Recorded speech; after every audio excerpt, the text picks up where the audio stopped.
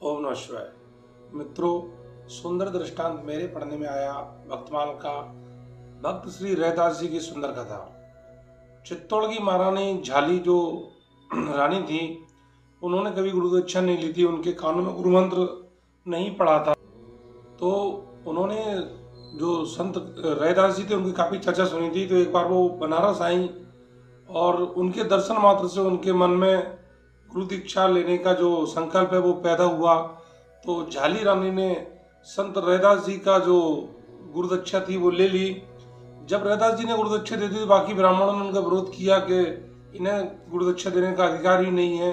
सारे ब्राह्मण इकट्ठे होकर और जो राजा के पास पहुंचे चित्तौड़ के, तो चित्तौड़ के महाराजा ने कहा कि हम इसका न्याय करते हैं।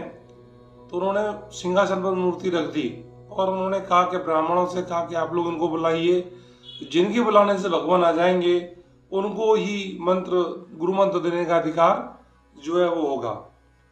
तो मंत्रों का उच्चारण कर ब्राह्मणों ने मंत्रों का उच्चारण सहित भगवान को बुलाने के लिए आराधना की, लेकिन भगवान टस से मस नहीं हुए, जरा भी रीचे नहीं।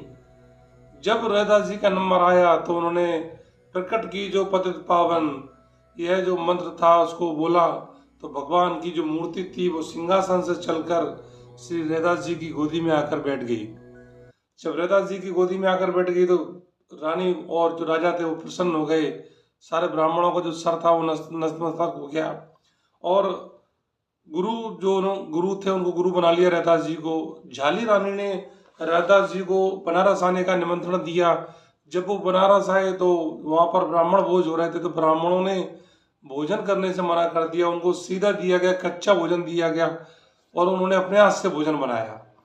जब अपने हाथ से भोजन बनाया तो जब वो खाना खाने के लिए बैठा तो देखा कि हर पंक्ति में दो ब्राह्मण छोड़ के तीसरा उनको रैदास जी दिखे।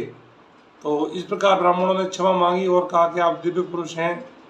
और सुंदर कथा ये रैदास जी की मैंने आपको सुनाई। ओम नमः शिवाय।